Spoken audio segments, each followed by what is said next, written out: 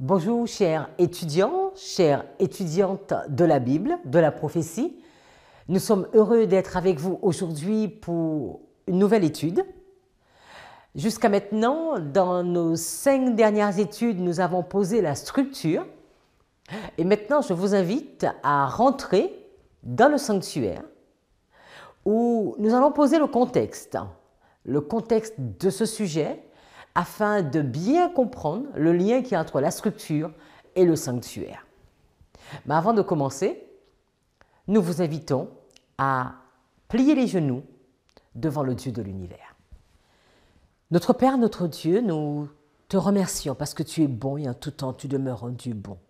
Et alors que nous allons étudier ce sujet, le contexte, ce qui s'est passé en Égypte, l'histoire des enfants d'Israël, avant même de leur donner le sanctuaire, leur situation et ton amour pour eux, permets-nous de comprendre cette histoire afin de bien comprendre notre histoire. Donne toi-même être notre instructeur. Voilà ce que nous te demandons humblement au nom de Jésus, ton Fils. Amen. Comme je vous le disais en introduction, nous avons eu l'occasion déjà de poser la base avec 5 études. Si en regardant cette carte, cela semble confus pour vous, nous vous demandons d'aller regarder les études sur la structure du sanctuaire. Dans cette structure, nous avons posé beaucoup de choses. Nous avons été au ciel et regardé ce conflit qui a commencé au ciel. C'est ce que nous trouvons ici. L'histoire des anges, le comportement de Satan et la décision de Dieu. Après, nous avons regardé l'Éden, et en Éden, nous avons vu le choix d'Adam et Ève, malheureusement, de croire en Satan, d'obéir et de subir la mort. Nous avons posé et expliqué à plusieurs reprises que c'est dans sa bonté que Dieu a expulsé nos premiers parents, parce que sinon ils seraient restés dans le jardin, ils auraient mangé de l'arbre de vie et ils auraient vécu éternellement dans le péché. Nous avons regardé les églises, les temples, parce que nous avons compris que le plan de la rédemption passait par le sanctuaire. Aussi, nous avons regardé le sanctuaire et nous avons vu la désobéissance aux règles de Dieu. Ce sanctuaire a été amélioré et a été construit à sa place le temple de Salomon, beaucoup plus grand. C'était un rêve de David. Et alors qu'il y avait eu de la désobéissance ici, nous avons vu de la profanation. Et le temple a été détruit le 9 ou le 10 Av, le 9 ou le 10e jour du 5e mois de l'année moins 586, par le roi du Nord, Babylone. 70 ans sont passés et nous avons regardé la même chose. Dieu qui va demander à Cyrus, roi de Perse, de lui construire un temple. Avec l'aide de Cyrus, Néhémie, Zorobabel, Josué, ce temple va être construit. Nous avons noté également encore de la désobéissance dans ce lieu et ce temple a été amélioré, agrandi, parce que Hérode avait un rêve. Alors qu'il y avait de la désobéissance ici, nous avons noté de la profanation dans ce temple, qui va finir par être détruit, également à la même date, quelques années plus tard, soit entre le 9 et le 10 du mois d'Av, le 9 ou le 10e jour du 5e mois, et nous sommes dans l'année 70, la destruction du temple par le roi du Nord à la personne de Rome. Ensuite, nous avons regardé la relation avec les églises, parce que pourquoi tout ceci nous parle? Et nous nous sommes rendus compte qu'il y avait encore la même structure. Ici va naître l'église de la Réforme. C'était des Juifs, sont devenus chrétiens, l'église de la Réforme qui commence. Et dans cette église, il va y avoir de la désobéissance. On a noté Éphèse, Smyrne, Pergame et Thyatire. Et sous Thyatire, va partir en captivité pendant 1260 années, comme la captivité des 70 ans. Et pendant cette période de captivité, il va encore avoir une construction, une renaissance. Et là, ici, c'était le christianisme qui naissait. Ici, il va naître. Et nous sommes dans les années 1517 avec beaucoup de réformateurs. Il va y avoir de la désobéissance au niveau de Sound, Philadelphie, bien que Philadelphie soit nommée parmi une église irréprochable. Mais très vite, nous allons voir l'apostasie arriver. Dieu est au milieu. Ici, il y a de la désobéissance.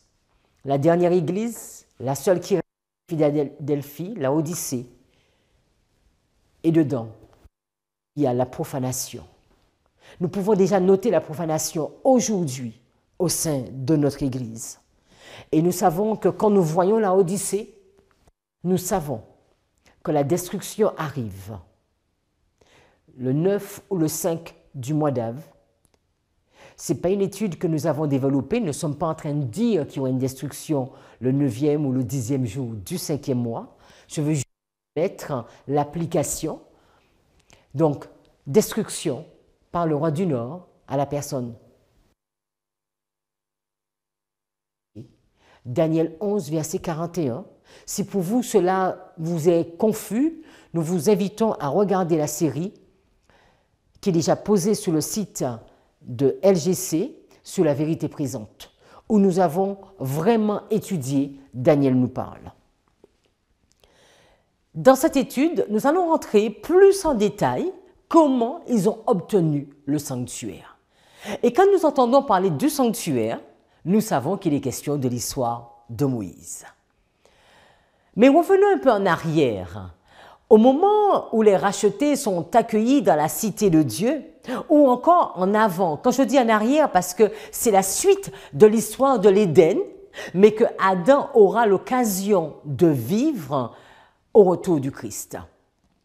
Au moment où les rachetés sont accueillis dans la cité de Dieu, une acclamation enthousiaste et d'adoration déchire les airs.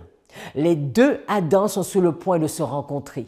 Le Fils de Dieu ouvre ses bras au Père de notre race, à l'être qu'il a créé, mais qui a péché contre son Créateur, et par la faute duquel le Sauveur porte en son corps des stigmates de la crucifixion. En voyant cette cruelle cicatrice, Adam ne se jette pas dans les bras du Sauveur. Au contraire, il se prosterne humblement à ses pieds en s'écriant « Digne est l'agneau qui a été immolé ». Tendrement, le Seigneur le relève et l'invite à revoir l'Éden dont il a été si longtemps exilé. Dans cette structure, nous avons noté à plusieurs reprises cette notion de vision. Parce qu'au moment où il y a eu la destruction du temple de Salomon par le roi du Nord, Nebuchadnezzar, quelques années plus tard, Ézéchiel va avoir une vision du temple. Et Daniel également aura la vision du temple purifié. Quand nous allons dans la destruction du second temple, ou bien la deuxième destruction, c'est-à-dire en l'an 70 par les Romains, il y a Jean qui va avoir la vision de ce temple.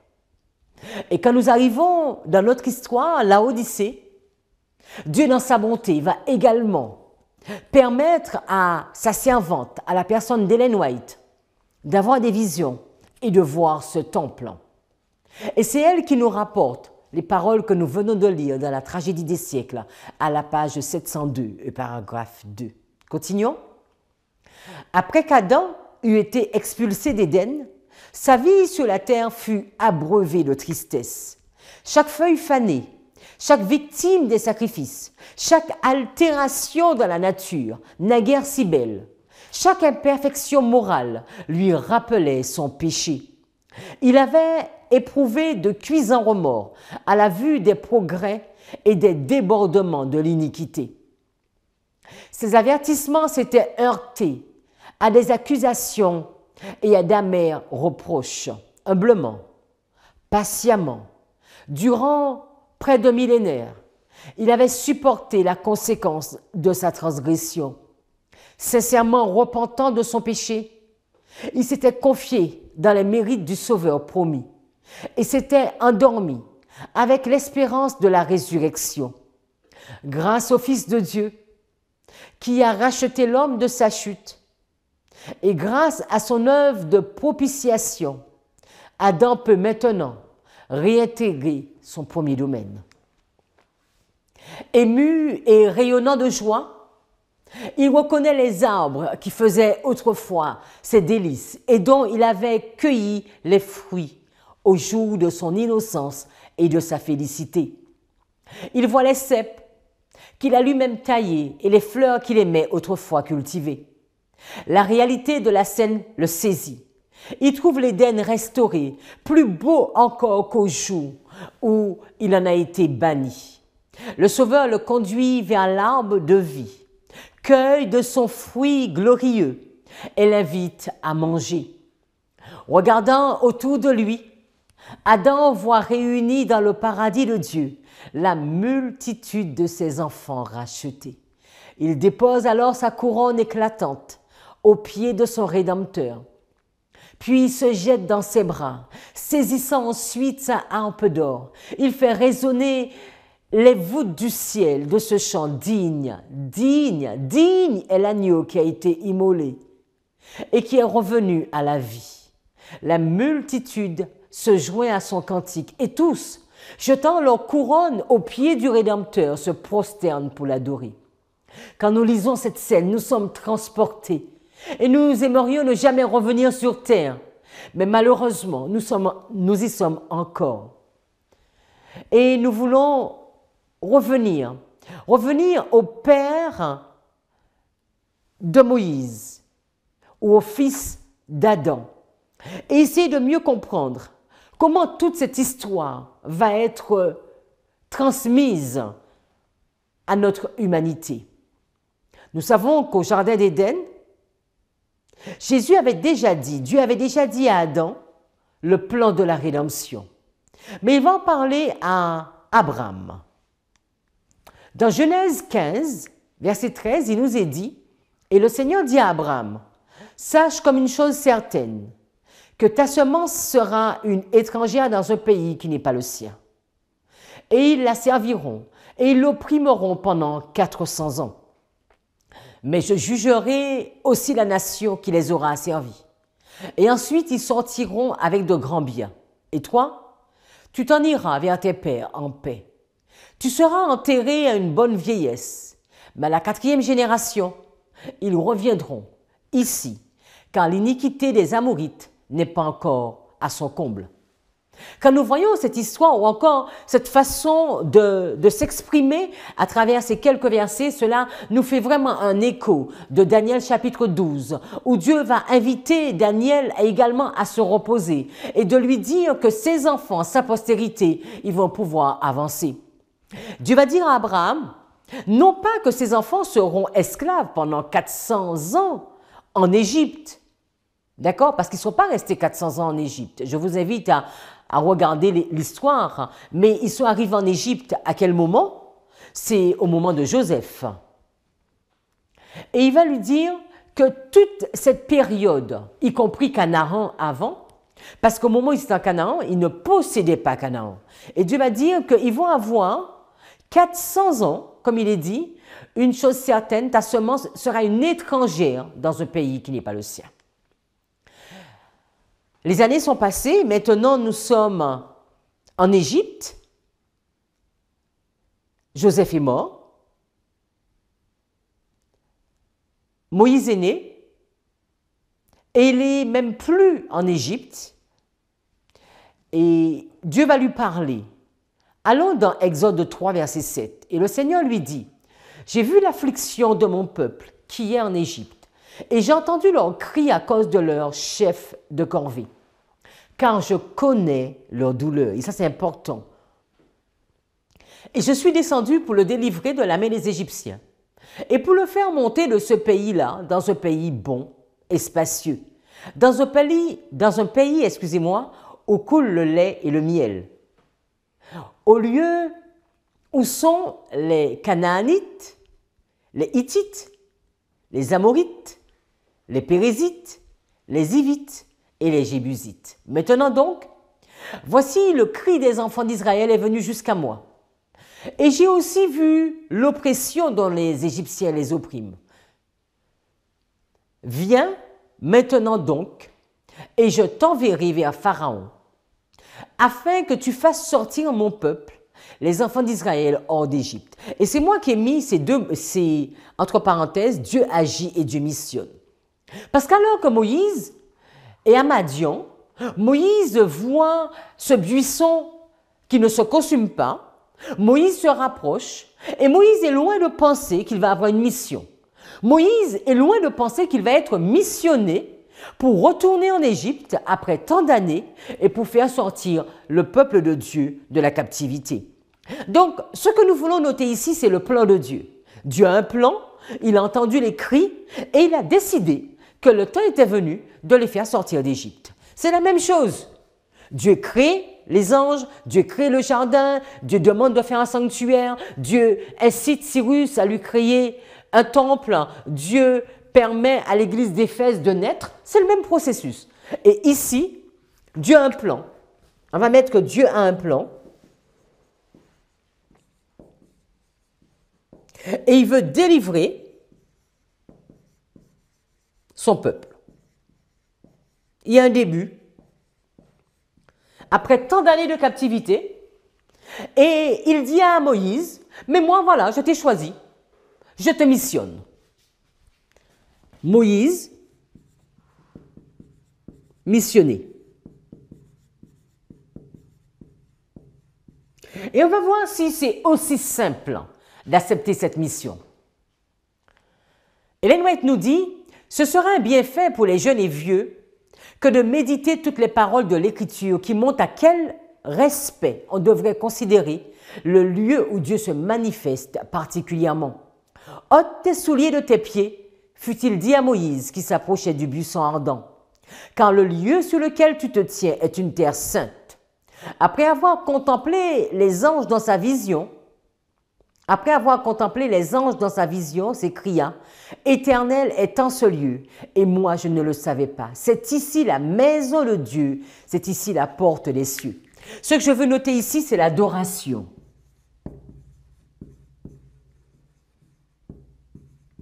Moïse va se retrouver en présence de Dieu, dans la maison de Dieu, dans la porte des cieux. Et il y a maintenant une discussion qui va commencer. Ici, c'est le plan de Dieu. Dieu a décidé qu'il veut délivrer son peuple. Il demande à Moïse d'enlever ses chaussures, que ici, c'est un lieu d'adoration, et dit à Moïse, tu es missionné. Au verset 11, et Moïse dit à Dieu, mais qui suis-je pour que j'aille vers le Pharaon et que j'amène les enfants d'Israël hors d'Égypte? Et on va voir ici ce que peut-être qu'on n'avait pas encore noté, une certaine discussion. Ou bien échange, on va mettre des échanges.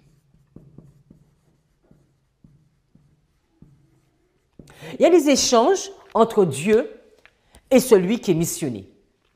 Et il dit, « Assurément, je serai avec toi, et ceci sera un indice pour toi que je t'ai envoyé.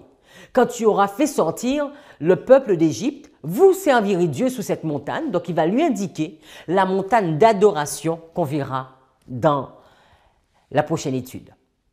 Et Moïse dit à Dieu, « Voici, quand j'irai vers les enfants d'Israël, et que je leur dirai, mais le Dieu de vos pères m'a envoyé vers vous, et qu'ils me disent, mais quel est son nom? Que leur dirai-je? » Et Dieu dit à Moïse, « Je suis celui qui suis. » Et il dit, « Tu diras ainsi aux enfants d'Israël, je suis, m'a envoyé vers vous. » Mais ce n'est pas si simple pour Moïse. Au verset 15, et Dieu dit encore à Moïse, « Tu diras ainsi aux enfants d'Israël, le Seigneur Dieu de vos pères, le Dieu d'Abraham, le Dieu d'Isaac et le Dieu de Jacob, m'a envoyé vers vous. C'est là mon nom pour toujours. C'est ici mon mémorial pour toutes les générations. » C'est Dieu qui agit, c'est Dieu qui parle. Et il va missionner, il va lui dire, « Va et assemble les anciens d'Israël et dis-leur, le Seigneur Dieu de vos pères m'est apparu, le Dieu d'Abraham, d'Isaac et de Jacob. Et il m'a dit, certainement, je vous ai visité et j'ai vu ce qu'on vous fait en Égypte. Verset 17, « Et j'ai dit, je vous ferai sortir de l'affliction de l'Égypte, vers le pays des Canaanites, des Hivites, des Amorites, des Périzites, des Hivites. » Tout à l'heure, c'était les Hittites, excusez-moi. Et des Jébusites, vers un pays où coule le lait et le miel. Donc c'est Dieu qui missionne, c'est Dieu qui agit. Il a décidé de prendre ce peuple d'Égypte et de les emmener dans un pays où coule le lait et le miel et de détruire plusieurs peuples. C'est le plan de Dieu. Et ils écouteront ta voix et tu viendras, toi et les anciens d'Israël, vers le roi d'Égypte. Et vous lui direz, le Seigneur, Dieu des Hébreux, nous a rencontrés. Et maintenant, laisse-nous, nous te supplions, faire 3 jours dans le désert, afin que nous puissions sacrifier au Seigneur notre Dieu. Et je suis sûr que le roi d'Égypte ne vous laissera pas partir, non pas même par une main puissante. Et j'étendrai ma main, je frapperai l'Égypte par tous mes prodiges que je ferai au milieu d'elle.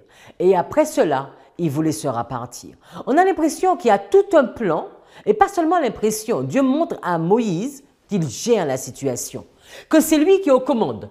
Il sait ce qu'il va faire. Mais il ne peut pas imposer ou obliger Moïse à obéir. Ici, c'est Dieu qui agit. Ici, c'est Moïse qui doit répondre. Et Dieu continue encore à encourager, conforter, rassurer Moïse. Et je donnerai à ce peuple faveur aux yeux des Égyptiens. Et il arrivera quand vous partirez que vous ne partirez pas à vide. Mais chaque femme empruntera à sa voisine et à celle qui séjourne dans sa maison des objets d'argent et d'or et des vêtements. Vous les mettrez sur vos fils et sur vos filles et vous dépouillerez les Égyptiens. Et nous verrons que dans une prochaine étude, vraiment que le plan de Dieu, Dieu fait vraiment tout avec beaucoup de précision.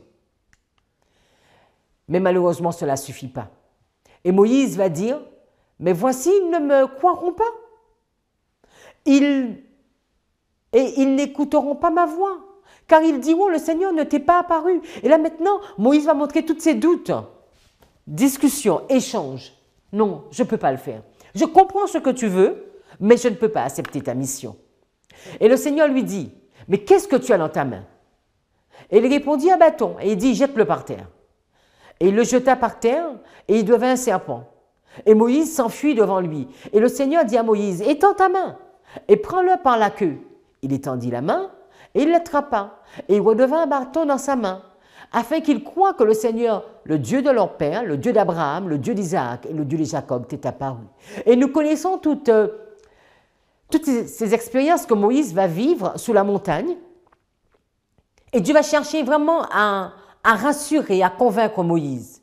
Moïse, 40 ans avant, voulait délivrer ce peuple de la captivité, mais avec les mauvais moyens, les mobiles, pas comme Dieu voulait. Et là maintenant, 40 ans plus tard, Moïse a 80 ans, et Moïse n'est pas du tout courageux. En tout cas, il se pose beaucoup de questions. Mais Dieu nous connaît. Parfois, c'est au moment où nous nous attendons le moins que Dieu nous appelle. Et Dieu va lui demander encore de mettre sa main dans son sein, et cette main va devenir lépreuse. Et Moïse va remettre à nouveau sa main, et sa main va redevenir nette. Au verset 8, « Et il arrivera, s'ils ne te croient pas et n'écoutent pas la voix du premier signe, qui croiront au moins en cette dernière. Et il arrive que s'ils ne croient pas, même à ces 2 signes et n'écoutent pas ta voix, que tu prendras de l'eau du fleuve et la verseras sur la terre sèche, et l'eau que tu auras prise du fleuve deviendra du sang sur la terre sèche. » Nous voyons déjà 3 miracles que Dieu va faire, et je veux noter ici des miracles. Dans cet échange, dans cette discussion, Dieu veut rassurer Moïse. Mais Moïse a peur.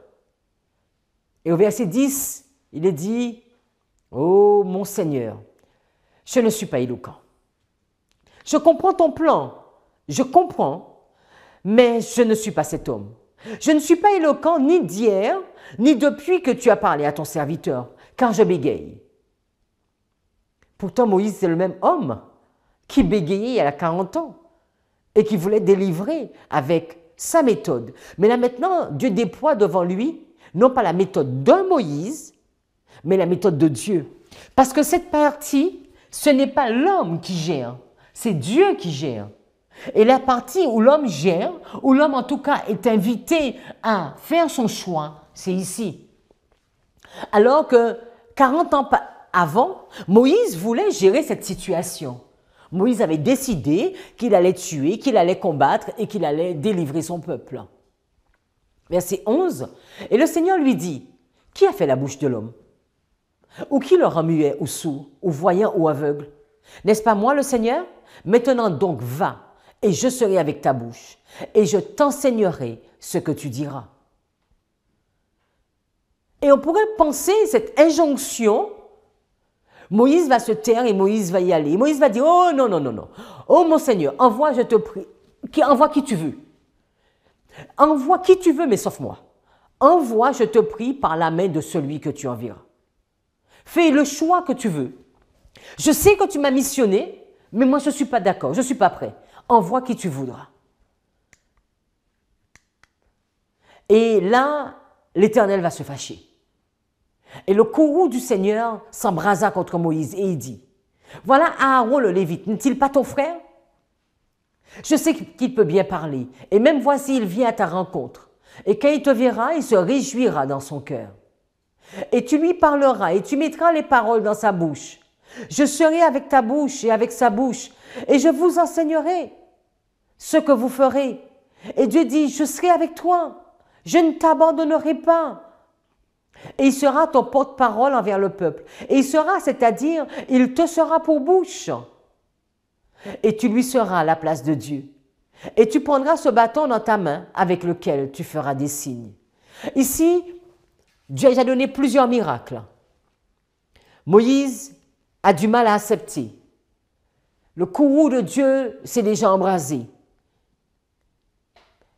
Mais je veux dire que Dieu est quand même limité. Et Dieu ne peut pas aller plus loin. Il a déjà tout montré, il a déjà parlé, il a déjà rassuré. Quelle sera la réponse de Moïse?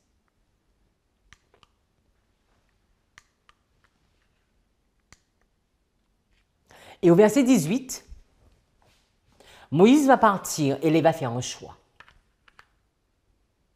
Moïse va devoir faire un choix. Obéir ou désobéir. Croire que Dieu sera avec lui ou douter. Obéir à cette injonction ou refuser. Vivre ou mourir. Verset 18, Moïse s'en alla. Il retourna vers Jéthro, son beau-père, et il va lui dire, laisse-moi partir. J'ai fait mon choix. Je te prie et retournez vers mes frères qui sont en Égypte pour voir s'ils vivent encore. Et Jéthro dit à Moïse, va en paix. Ici, Moïse a fait son choix. Le choix, c'est d'obéir. Moïse choisit d'obéir. Et le Seigneur dit à Moïse, en Madian, va retourner en Égypte, car tous les hommes qui cherchaient ta vie sont morts. Il va encore le rassurer. Et Moïse va prendre sa femme et ses fils et va les faire monter sur un âne et retourna en Égypte. Et Moïse prit le bâton de Dieu dans sa main.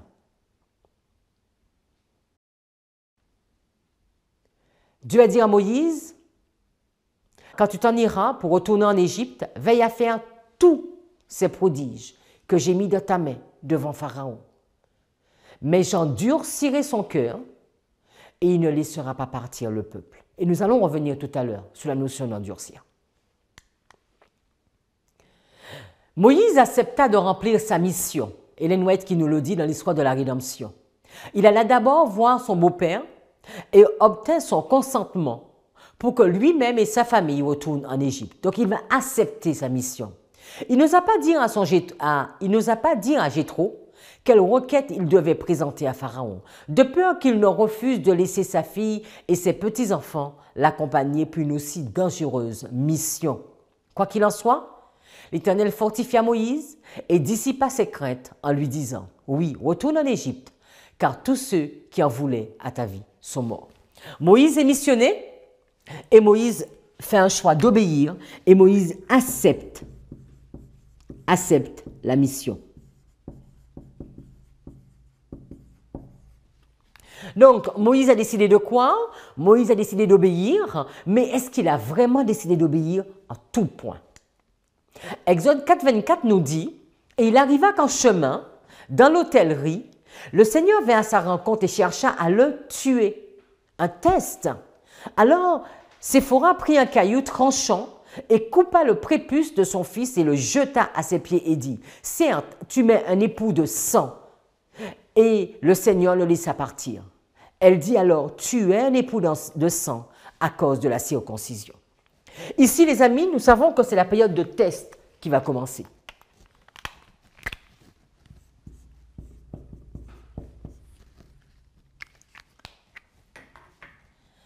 Moïse va être testé, c'est vrai qu'il a choisi d'obéir, mais il y a sur un point qu'il n'avait pas complètement obéi. Ellen White nous en parle en nous disant qu'en route pour l'Égypte, Moïse reçut un avertissement saisissant du déplaisir de Dieu.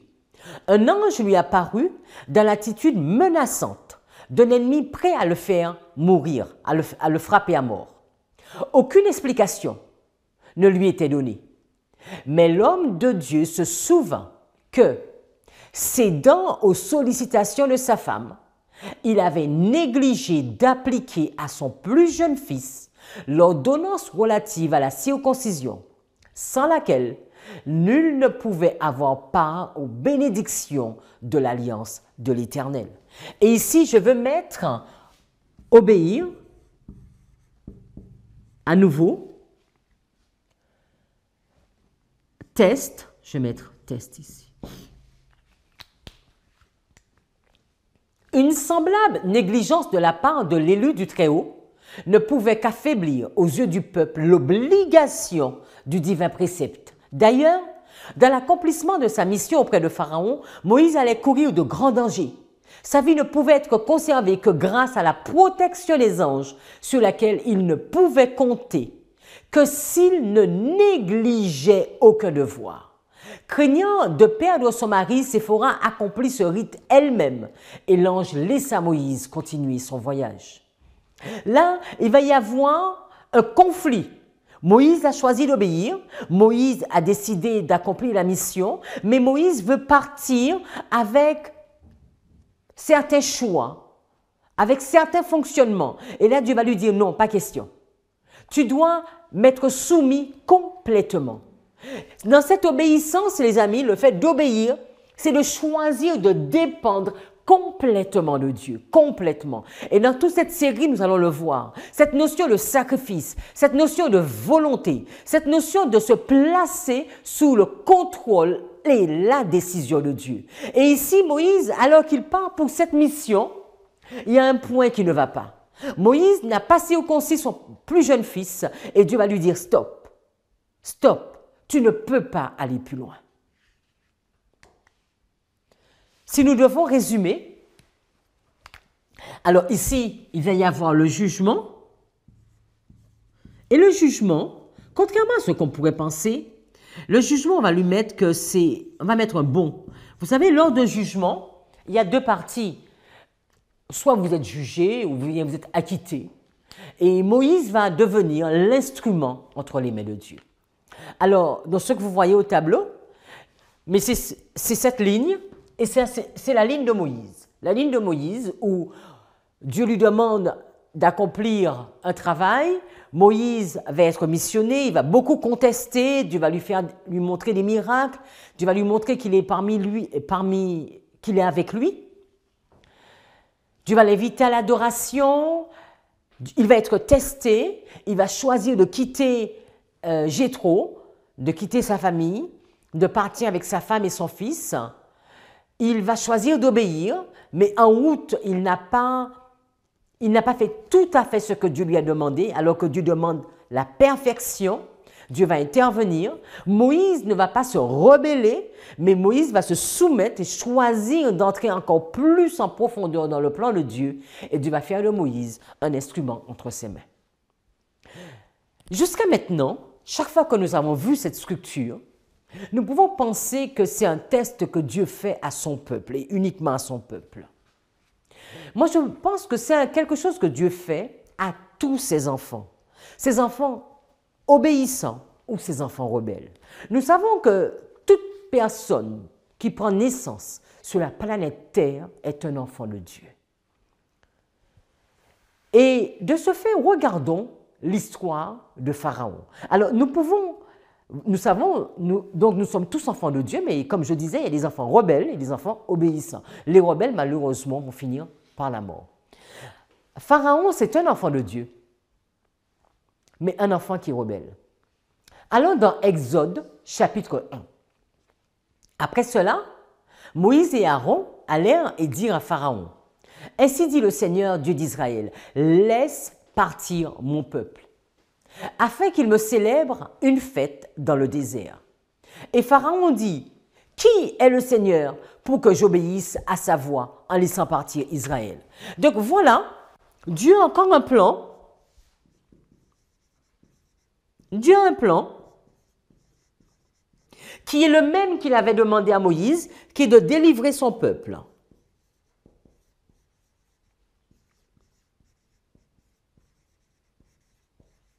Et maintenant, c'est Pharaon qui est missionné. Ce n'est pas Moïse. Moïse, c'est lui qui va parler à Pharaon. D'accord? Moïse va devenir comme Dieu pour Pharaon. Et Pharaon est missionné dans quelle action? De laisser partir son peuple. Et Pharaon va commencer par dire, « Ah non, non, non, non, moi je n'accepte pas cette mission. Qui est le Seigneur pour que j'obéisse à sa voix en laissant partir Israël? Je ne connais pas le Seigneur et je ne laisserai pas partir non plus Israël. » Et ils dirent, « Le Dieu des Hébreux nous a rencontrés.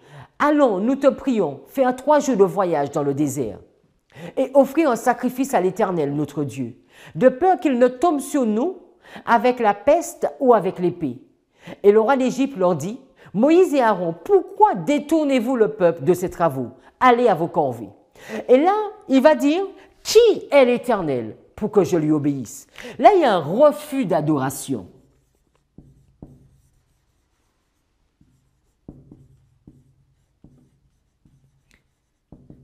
Pour Moïse, Dieu lui avait demandé, « Enlève tes souliers, car le lieu sur lequel tu te tiens est une terre sainte. » Moïse a enlevé ses chaussures. Mais Pharaon va dire, « Qui est l'Éternel? Je refuse d'adorer. » À cette reprise, Dieu va faire la même injonction à Pharaon. « Laisse aller mon peuple. Laisse aller mon peuple. » Et Pharaon, à chaque fois, va refuser. Allons ensemble dans Exode chapitre 4, verset 21. C'est un texte qu'on avait déjà lu au début et je vous ai dit qu'on allait revenir sur cette notion de j'endurcirai. L'Éternel dit à Moïse, en partant pour retourner en Égypte, « Vois tous les prodiges que je mets en ta main. Tu les feras devant Pharaon et toi et moi l'Éternel, j'endurcirai, 0,23, 88, son cœur, et il ne laissera point aller le peuple. Tu diras à Pharaon, ainsi parle l'Éternel, Israël est mon fils, mon premier-né. Je te dis, laisse aller mon fils pour qu'il me serve. Si tu refuses de le laisser aller, voici je ferai périr ton fils, ton premier-né. » Nous sommes sur le verbe endurcir. Et ici, entre parenthèses, 87-62 va nous donner des informations par rapport à la conjugaison de ce verbe. Alors, regardons, zoomons sur tout ceci. Nous avons vu que la Strong, c'est la 0,2388 et 0,8762, c'est les informations sur la conjugaison du verbe. Il nous dit que c'est l'imparfait et il nous dit que son radical, c'est piel. Je l'ai mis en rouge. Alors, regardons. Le texte, c'est « j'endurcirai ». Donc, endurcir, c'est fort, force, fortifier, c'est augmenter, c'est presser, c'est endurcir, c'est retenir, c'est soutenir, c'est se garder, c'est de la violence aussi, violence. Tout ceci est mis pour endurcir. Et si nous regardons piel, parce qu'il y avait l'information qu'il fallait qu'on regarde le radical piel, il est dit c'est rendre fort, donner des forces, fortifier, soutenir, encourager. Alors là, c'est loin de ce que souvent nous pensons pour endurcir. Est-ce que l'Éternel va rendre fort Pharaon? Est-ce qu'il va lui donner des forces? Est-ce qu'il va l'encourager, le soutenir pour lui dire « Écoute, je t'ai missionné, je te demande de faire quelque chose pour moi, collabore avec moi. » Si nous allons dans 2 Chroniques 29, verset 1, c'est l'histoire d'Ézéchias, le roi Ézéchias. Le roi Ézéchias qui va avoir à cœur de ne pas faire comme ses ancêtres, mais de réparer le temple de l'Éternel. Et qu'est-ce qu'il est dit au verset 1? Ézéchias devint roi à l'âge de 25 ans et il régna à 29 ans à Jérusalem. Sa mère s'appelait Abijah, fille de Zacharie. Il fit ce qui est droit aux yeux de l'Éternel, entièrement, comme avait fait David, son père. Donc évidemment son arrière-arrière-grand-père. La première année de son règne, au premier mois, il ouvrit les portes de la maison de l'Éternel et il les répara. Et c'est la même strong, avec la même conjugaison. 0,23,88 avec 87,62 piel. Donc, est-ce que le fait de réparer, c'est se révolter contre Dieu? Le texte continue en nous disant, au verset 34, « Mais les sacrificateurs étaient en petit nombre et ils ne purent dépouiller tous les holocaustes. Leurs frères, les Lévites, les aidèrent. » Et c'est la même strong, avec la même conjugaison. Est-ce que Dieu est en train de dire qu'il s'est révolté? Ils se sont endurcis? Non. Dieu veut aider Pharaon. Dieu veut aider Pharaon. Aussi, je vous propose, parce qu'on ne va pas voir tous les endurcis, dans ce tableau, vous allez voir en noir, c'est l'Éternel et en rouge, c'est la réponse de Pharaon. On va commencer par le premier, c'est Exode 4, verset 21, c'est le piel, où Dieu va encourager Pharaon. Et quelle sera la réponse? Alors, après, dans Exode 7, verset 3, on va voir, il va lui rendre difficile. C'est-à-dire que Dieu va tester Pharaon. Parce qu'une fois qu'il va encourager Moïse, vous vous souvenez, il a encouragé Moïse ici. Il a fortifié Moïse. Il a donné des expériences à Moïse. Il a donné des miracles. Mais là, une fois qu'il a encouragé Moïse, il va tester Moïse. Et il l'a testé par rapport à son fils. Vous vous souvenez? On l'a vu. Est-ce que Moïse s'est rebellé? Ou est-ce qu'au contraire, Moïse va dire « Ok, excuse-moi, pardonne-moi Seigneur, et je veux rentrer dans une obéissance. » Donc c'est la même chose qu'il va faire avec Pharaon. Il va fortifier Pharaon, et maintenant il va tester Pharaon. Et qu'est-ce que Pharaon va répondre de Exode 7, verset 3, alors que Dieu va rendre la situation difficile pour Pharaon? C'est la même chose que vous trouvez pour Rachel lors de l'accouchement de Rachel. L'accouchement va être difficile. Donc Dieu va endurcir Pharaon, rendre une situation pénible à Pharaon. Et au verset 13, Pharaon va devenir rigide, sévère. Au verset 14, il va devenir encore plus dur, plus difficile. C'est la strong 0,23,88 qui va être utilisée ou 0,35,15. Au verset 22, c'est toujours Pharaon. Pharaon va devenir encore rigide, dur, sévère. Quand nous allons à Exode 8, verset 15, c'est toujours la réponse de Pharaon par rapport à chaque intervention de Moïse. Et là, il va se rendre dur, pesant, lourd. Dieu teste et Pharaon ne cesse de se rebeller. 8, verset 19, il va être rigide, dur. Et au verset 32. Et nous avons une autre fois où Dieu va encore dire que je vais endurcir Pharaon. C'est 9, verset 12. Et c'est la même chose qui va être utilisée au 4, verset 21.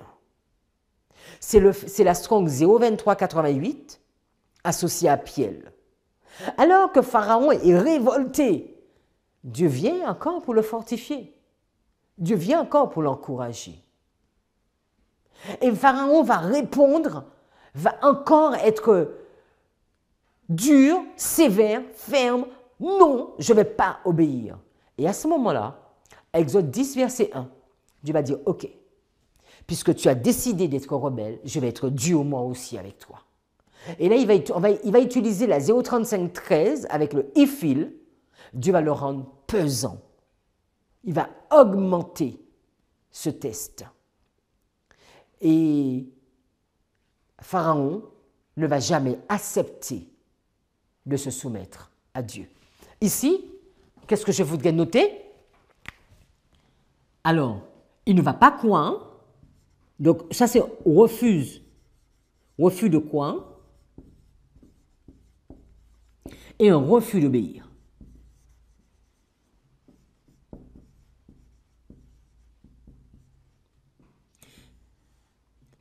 Et ce que je veux vraiment insister, c'est que Dieu n'a pas fait autre chose avec Pharaon. Il va faire la même chose avec Pharaon ou avec Moïse. C'est deux responsables. Il va utiliser la même technique. Il va venir, il va les fortifier, il va les tester. Sauf que Pharaon refuse de se soumettre à Dieu. Ellen White va nous dire, parlant du Pharaon, Dieu avait déclaré « J'endurcirai son cœur et il ne laissera point partir le peuple ». Le verset qu'on a vu, Exode 4, verset 21, qui veut dire « Je vais l'encourager, je vais le fortifier ». Cet endurcissement n'était pas l'effet d'un pouvoir surnaturel et arbitraire. Dieu lui donnait des preuves irréfutables de sa puissance, preuves dont il refusait de reconnaître l'évidence, en fermant volontairement les yeux à la lumière. Chaque résistance le confirmait davantage dans sa rébellion et il marchait désormais tête baissée au devant de son destin. Il passera d'un degré d'obstination à un autre jusqu'au moment où il sera appelé à contempler les visages inanimés des premiers-nés de tout son peuple. Ellen White continue en nous disant « L'endurcissement du cœur, ses conséquences, quand Dieu envoya Moïse auprès de Pharaon, celui-ci avait la lumière, mais le monarque s'y opposait et chaque nouvelle résistance renforçait son endurcissement. Dieu avait-il placé en lui une puissance qui l'empêchait de voir la lumière? Comme souvent on pourrait penser, non, non, non, non, nullement. Mais il y avait de sa part indifférence à l'égard de l'évidence. L'endurcissement du Pharaon venait de son refus d'accepter la lumière. Dieu lui envoyait de la lumière, il refusait. Dieu teste, je refuse, je refuse, je refuse de me soumettre. Satan avait fourni au monarque le prétexte désiré pour résister à l'injonction de Jéhovah et récuser les miracles qu'il avait accomplis par Moïse. Il déclara aux Égyptiens que ces deux frères n'étaient que des enchanteurs et que leur message qu'ils apportaient ne pouvait prétendre au respect dû aux ordres d'un être supérieur. La contrefaçon de Satan atteignit donc son but: confirmer les Égyptiens dans leur rébellion et encourager le Pharaon à endurcir son cœur. C'est la même chose qu'il avait fait au ciel avec les anges. C'est la même chose qu'il avait fait en Éden. Et c'est la même technique qu'il va utiliser avec Pharaon. Dire que ce que Dieu demande est faux et faire une contrefaçon de ce que Dieu demande. Il espérait également ébranler la confiance de Moïse et d'Aaron en la divine origine de leur mission et faire échouer ainsi l'émancipation des enfants d'Israël. Donc nous voyons très bien le processus que Dieu va utiliser ici. On va dire la règle, le cordeau qu'il va mettre, qui va mesurer Moïse, c'est la même chose qu'il va utiliser pour Pharaon. Moïse va accepter, Pharaon va refuser. C'est la même chose qu'il a fait au ciel. Une partie va accepter, une autre partie va refuser. C'est la même chose qu'il a fait en Éden. Ils ont refusé. C'est la même chose qu'il va faire quand Jésus va être sur terre. Une partie va accepter, une partie va refuser. C'est ce qu'il va faire avec le sanctuaire. C'est ce qu'il a fait avec le temple de Salomon. C'est ce qu'il a fait avec le temple d'Esdras, avec le temple d'Hérode, avec les 4 premières églises et avec nous aujourd'hui. C'est la même technique. Dieu parle, il donne son plan et il nous dit, je te choisis. Qu'est-ce que tu réponds? Je te laisse libre de dire oui ou de dire non. En disant non, tu ne cesses de te rebeller et jusqu'à finir par pécher contre le Saint-Esprit. Et en disant oui, tu acceptes de dépendre de Dieu et d'avancer. C'est dans ce sens que le Seigneur a endurci le cœur de Pharaon. Dieu avait parlé au souverain de l'Égypte par la bouche de Moïse, en lui donnant des preuves particulièrement éclatantes de sa puissance. Mais le monarque refusa obstinément la lumière qui l'aurait amené au repentir. L'Éternel n'avait pas mis en œuvre une puissance surnaturelle pour endurcir le cœur du Pharaon rebelle. Mais étant donné que celui-ci refusait la vérité, qu'est-ce qu'il nous est dit? Le Saint-Esprit lui fut retiré. Et il fut abandonné aux ténèbres et à l'incrédulité qu'il avait choisi.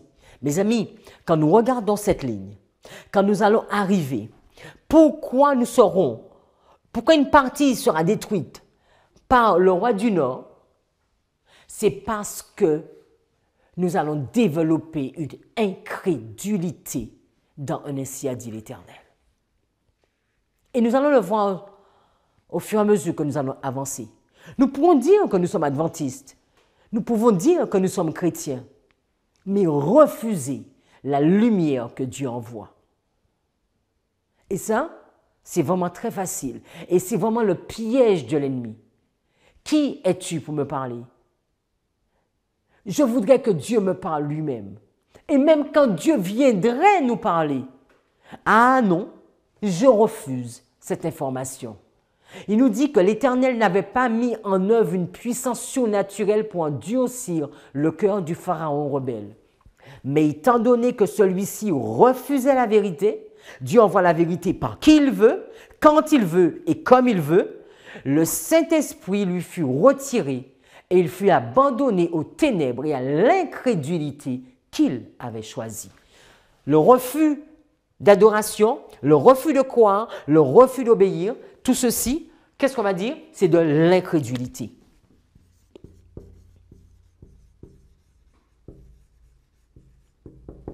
C'est de l'incrédulité et c'est notre choix.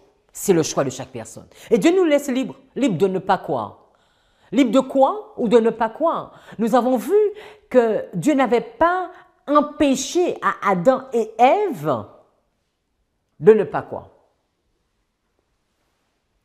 En persistant à repousser l'influence de l'esprit, les humains se séparent eux-mêmes de Dieu, qui ne dispose d'aucun autre pouvoir pour les éclairer.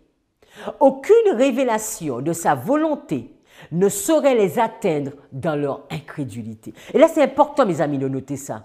Aucune révélation de sa volonté ne saurait les atteindre dans leur incrédulité. Si nous ne voulons pas croire à un message qui nous arrive, on pourra nous dire tout ce qu'on voudra, nous allons refuser ce message. Allons dans Exode 12, verset 29, alors qu'il va développer une certaine incrédulité, mais le jugement va tomber. Au milieu de la nuit, l'Éternel frappa tous les premiers-nés dans le pays d'Égypte. Depuis le premier-né de Pharaon, assis sur son trône, jusqu'au premier-né du captif dans sa prison, et jusqu'à tous les premiers-nés des animaux. Pharaon se leva de nuit, lui et tous ses serviteurs, et tous les Égyptiens, et il y eut de grands cris en Égypte, car il n'y avait point de maison où il n'y eut un mort. Dans la nuit même, Pharaon appela Moïse et Aaron et leur dit « Levez-vous, sortez du milieu de mon peuple, vous et les enfants d'Israël, allez servir l'Éternel comme vous l'avez dit. Prenez vos brebis, vos bœufs, comme vous l'avez dit, allez et bénissez-moi. » Les Égyptiens pressaient le peuple et avaient hâte de les renvoyer du pays, car ils disaient « Nous périrons tous !» Le peuple emporta sa patte avant qu'elle fût levée. Ils enveloppèrent les pétrins dans leurs vêtements et les mirent sur leurs épaules. Les enfants d'Israël firent ce que Moïse avait dit, Et ils demandèrent aux Égyptiens des vases d'argent, des vases d'or et des vêtements. L'Éternel fit trouver grâce au peuple aux yeux des Égyptiens, qui se rendirent à leur demande. Et ils dépouillèrent les Égyptiens. Les enfants d'Israël partirent de Ramsès pour Sukkot, au nombre d'environ 600 000 hommes de pied, sans compter les enfants. Donc ici, il y a un jugement, c'est la mort des premiers-nés.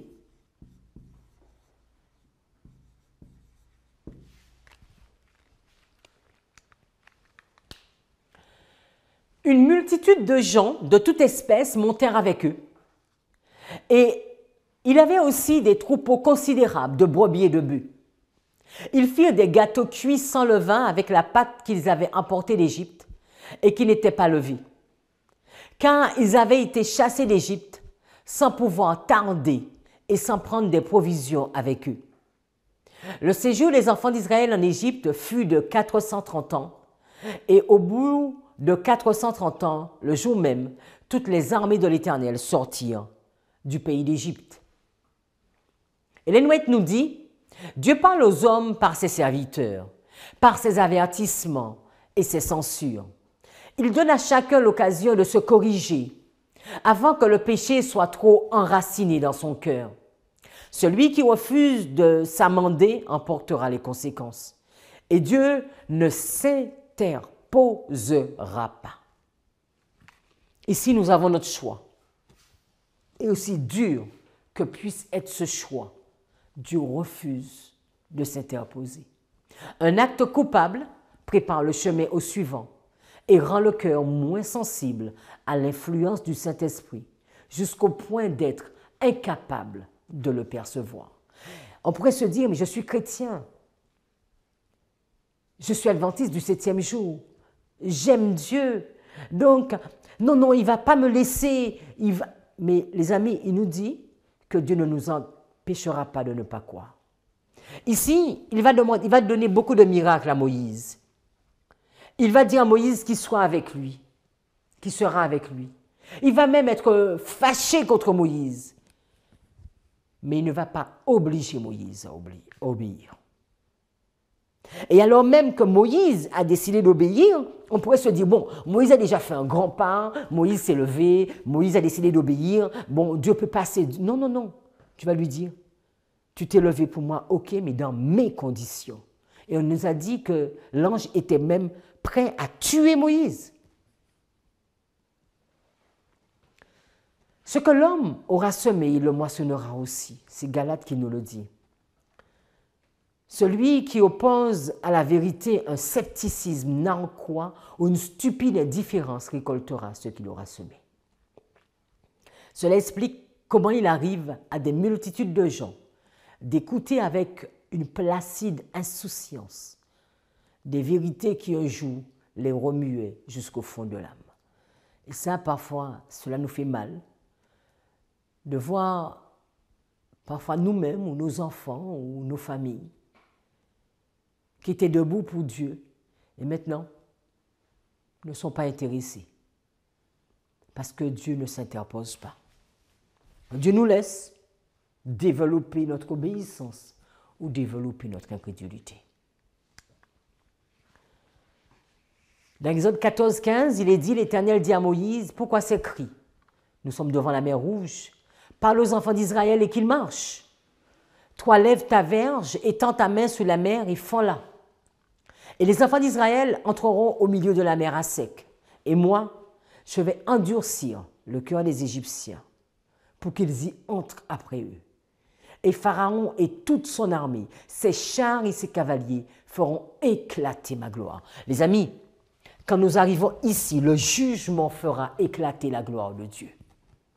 Le jugement fera éclater la gloire de Dieu. Ceux qui sont de ce côté vont magnifier à quel point Dieu est un Dieu juste. Mais les rebelles vont reconnaître eux aussi que le Dieu de l'univers était un Dieu juste.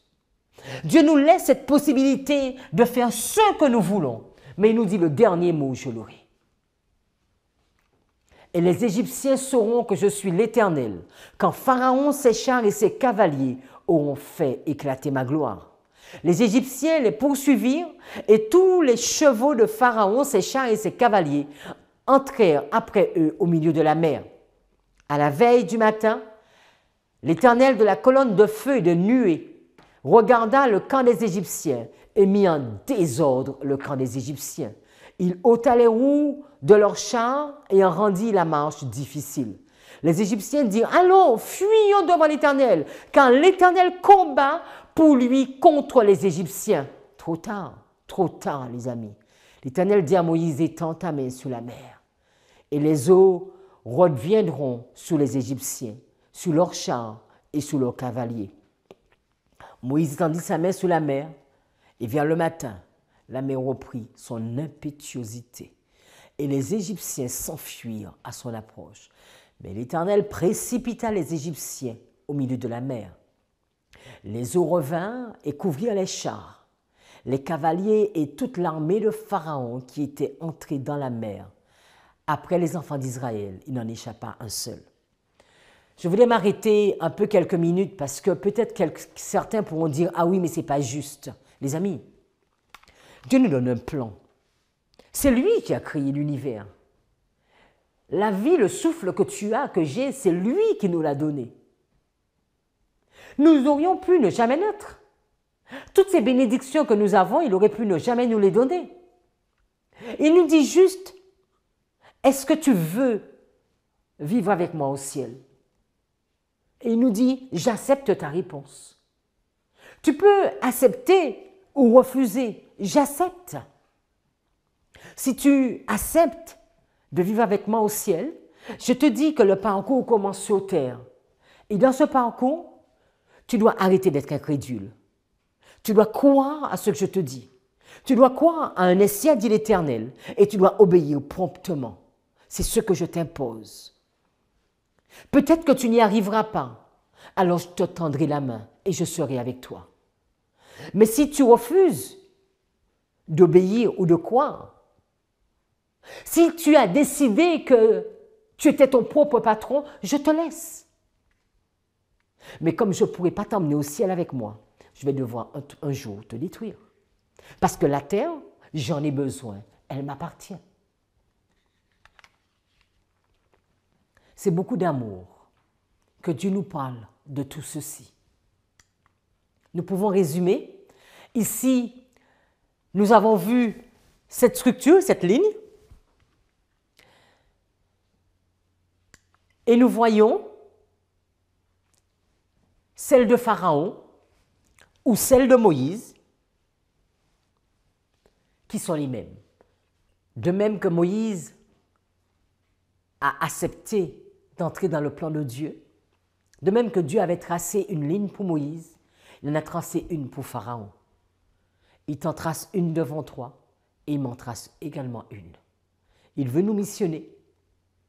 Allons-nous croire? Allons-nous obéir? Alors que la loi du dimanche commence à s'approcher, il nous dit, je ne t'oblige pas à croire. Tu peux développer ton incrédulité. Tu peux accepter, tu peux croire qu'il y aura une loi du dimanche. Tu peux croire qu'il y aura un conflit entre le sabbat et le dimanche, ou tu peux refuser de le croire. C'est ton choix, c'est ta vision. Prions. Merci Seigneur pour tout ce que tu fais. Merci d'être un Dieu aussi fidèle. Ta signature est dans le marbre. Tu ne changes pas. Tu es un Dieu juste. Ce que tu as fait jadis, tu le fais encore aujourd'hui pour nous. Et en 2024, Seigneur, tu es le même Dieu. Et tu ne cesses de nous dire, je t'aime. Je veux le meilleur pour toi. Mais je ne veux pas t'obliger. Je ne veux pas t'imposer ma présence. Puissions-nous comprendre que nous avons un choix à faire. Soit croire, obéir et vivre, ou ne pas croire, désobéir et périr. Merci pour tout. C'est en ton Saint-Nom que nous avons prié. Amen.